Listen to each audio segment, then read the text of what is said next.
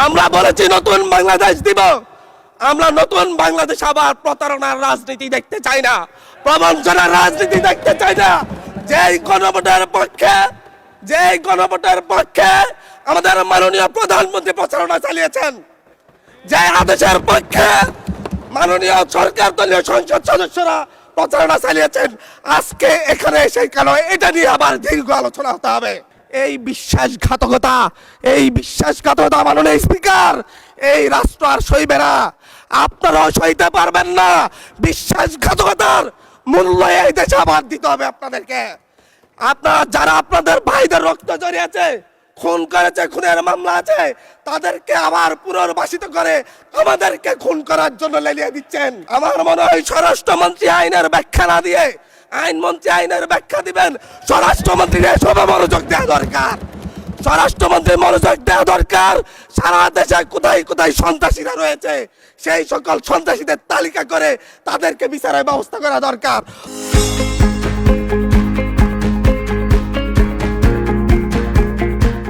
বাংলাদেশের ইতিহাসের সর্বকনিষ্ঠ এমপি আমি এখানে দাঁড়িয়ে, আপনারা যে জেনজির কথা বলেন, সেই জেনজির প্রতিনিধি হয়ে আমি সংসদে কথা বলতে আসছি। আপনি যদি বলেন যে জেনজিরা কি চাই, আমি বলছি জেনজিরা ৭২-এর সংবিধান আর চাই না। আপনি যদি বলেন জেনজিরা কি চাই, আমি বলতে এসেছি জেনজিরা এটাই চাই, স্বাধীনতার ৩০ বছর পরে জন্ম নিয়ে আমার মতো যারা সন্তানরা রয়েছে তারা কেন ভোটাধিকার পাই নাই, তার জবাব চাই। আমি এই ইলেকশনে ভোট ডাকাতি দেখেছি, আমার গাড়ি বহরে হামলা করা হয়েছে। আমি কি এই ইলেকশনের জন্য নিজের রক্ত জড়িয়েছি? আমি আজকে স্বরাষ্ট্রমন্ত্রী আছেন, মাননীয় প্রধানমন্ত্রী আছেন, আমি এখানে প্রশ্ন করি, আমি কি রক্ত জড়িয়েছি? আমরা রক্ত জড়িয়েছি বলে আপনারা আজকে সংসদে প্রধানমন্ত্রী স্বরাষ্ট্রমন্ত্রী হয়েছেন।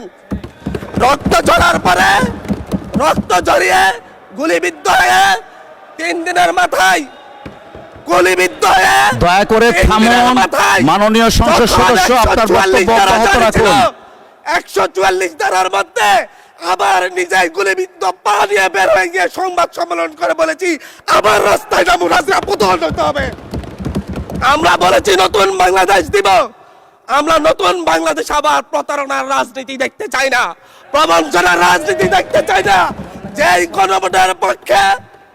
গণভোটের পক্ষে আমাদের মাননীয় প্রধানমন্ত্রী প্রচারণা চালিয়েছেন, যে আদেশের পক্ষে মাননীয় সরকার দলীয় সংসদ সদস্যরা প্রচারণা চালিয়েছেন, আজকে এখানে এসে কেন এটা নিয়ে আবার দীর্ঘ আলোচনা হতে হবে? আমি আমার সবচাইতে কম বয়সী প্রার্থী হিসাবে নিজের প্রার্থীটা জমা দিয়ে এলাকায় গিয়েছি প্রচারণা করতে, ৩বার হামলা শিকার হতে হয়েছে। আমি সংসদ সদস্য হিসাবে এলাকায় গিয়েছি, সেই জায়গায় আমার উপর হামলা করেছে, সরাসরি ভিডিওতে দেখা গিয়েছে। অস্ত্র নিয়ে, দেশীয় অস্ত্র নিয়ে আমাকে কোপাতে আসা হয়েছে। তারা কারা? ওরা তো তারাই যাদের প্রত্যেকের হাতে বিএনপি দলীয় নেতা কর্মীদের রক্ত লেগে আছে, প্রাণ লেগে আছে। এই বিশ্বাসঘাতকতা মাননীয় স্পিকার, এই রাষ্ট্র আর সইবে না। আপনারাও সইতে পারবেন না। বিশ্বাসঘাতকতার মূল্য এই দেশে আবার দিতে হবে আপনাদেরকে।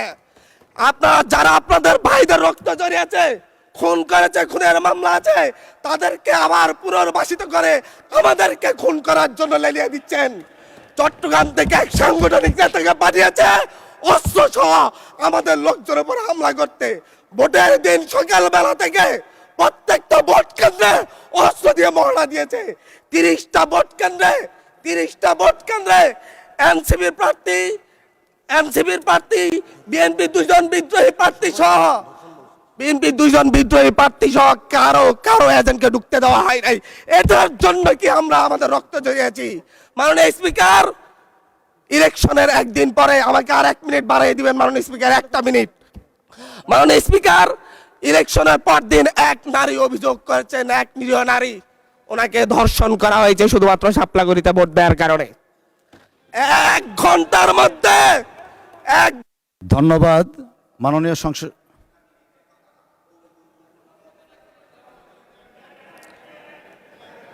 আচ্ছা ঠিক আছে, 1 মিনিটের মধ্যে সংক্ষিপ্ত শেষ করবেন, 1 মিনিট। মাননীয় স্পিকার, একজন ভুক্তভোগী নারী অভিযোগ করেছে ওনাকে ধর্ষণ করা হয়েছে শাপলাবলিতে ভোট দেওয়ার কারণে। সার্কেল এসপি 1 ঘন্টার মধ্যে বলেছে এই ধরনের কোনো ঘটনা ঘটে নাই। আজকে 42 দিন পার হয়েছে, এখনো ডিএনএ রিপোর্ট আসে নাই। মামলা নিতে 3 দিন দেরি হয়েছে। সিভিল সার্জন অফিস তদন্ত কমিটি করে দিয়েছে, তদন্ত কমিটির রিপোর্ট জমা দিয়েছে, ভুক্তভোগী নারী জানে না তার তদন্ত রিপোর্ট কি এসেছে। এই ভয়াবহ পরিবেশ তৈরি কারা করছে? আমার মনে হয় স্বরাষ্ট্রমন্ত্রী আইনের ব্যাখ্যা না দিয়ে, আইনমন্ত্রী আইনের ব্যাখ্যা দিবেন, স্বরাষ্ট্রমন্ত্রীর এসবে মনোযোগ দেওয়া দরকার। স্বরাষ্ট্রমন্ত্রীর মনোযোগ দেওয়া দরকার। সারা দেশে কোথায় কোথায় সন্ত্রাসীরা রয়েছে সেই সকল সন্ত্রাসীদের তালিকা করে তাদেরকে বিচারের ব্যবস্থা করা দরকার। স্বরাষ্ট্রমন্ত্রীর উচিত ধন্যবাদ মাননীয় সদস্য। নেতা কর্মীরা হত্যার শিকার হয়েছে তাদের বিচারের ব্যবস্থা করা দরকার। ধন্যবাদ মাননীয় সদস্য।